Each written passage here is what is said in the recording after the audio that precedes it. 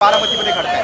संपूर्ण महाराष्ट्राचं लक्ष बारामतीकडे आहे. काही वेळापूर्वी सांगायचं तर या ठिकाणी अगदी राजकीय संस्कृतीचं दर्शन आपल्याला झालं होतं की जय पवार आणि श्रीनिवास पवार हे जेव्हा समोरासमोर आले तेव्हा जय पवारांनी श्रीनिवास पवारांचे पाय पडले होते. एक संस्कृतीतून दाखवून आणि पण आता युगेंद्र पवार जे आहेत त्यांच्या आईनं थोड्या वेळापूर्वीच मोठा आरोप अजित पवार यांच्यावरती केलाय. राष्ट्रवादी विरुद्ध राष्ट्रवादी अशी इथे लढत आहे. पवार कुटुंबात इथे लढत आहे आणि या लढतीमध्ये आता या राड्याची भर पडलेली आहे. मोठे आरोपच पवार कुटुंबातील एका सदस्यानं दुसऱ्या सदस्यावरती केलेले आहेत आणि त्यामुळे आता अजित पवार या संपूर्ण घडामोडीकडे कसं पाहता, या संपूर्ण गोष्टीवर त्यांची काय प्रतिक्रिया आहे हे पाहणं महत्त्वाचं आहे.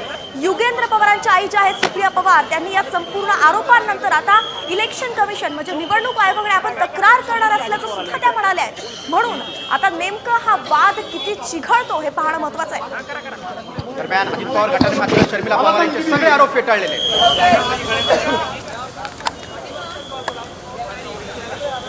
शर्मिला पवार यांचा आरोप देखील गंभीर आहे की आमच्या कार्यकर्त्याला जीवे मारण्याची धमकी दिली असा त्यांचा आरोप आहे. या सगळ्या आरोपांवर असं दम का म्हणून ही लोकशाही आहे ना, हे लोकशाही आहे ना, असं दमदाटी करून चालणार नाही ना.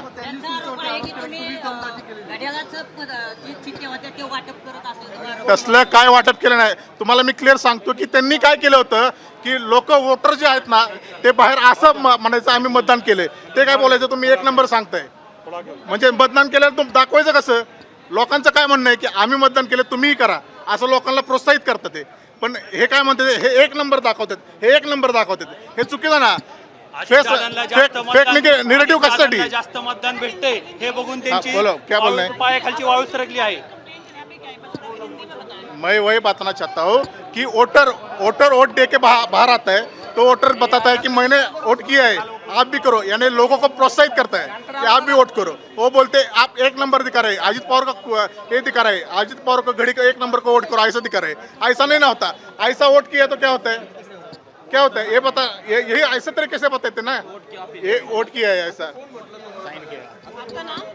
केतन गालिंदे एनसीपी से अजित पवार केतन गालिंदे, हां केतन गालिंदे.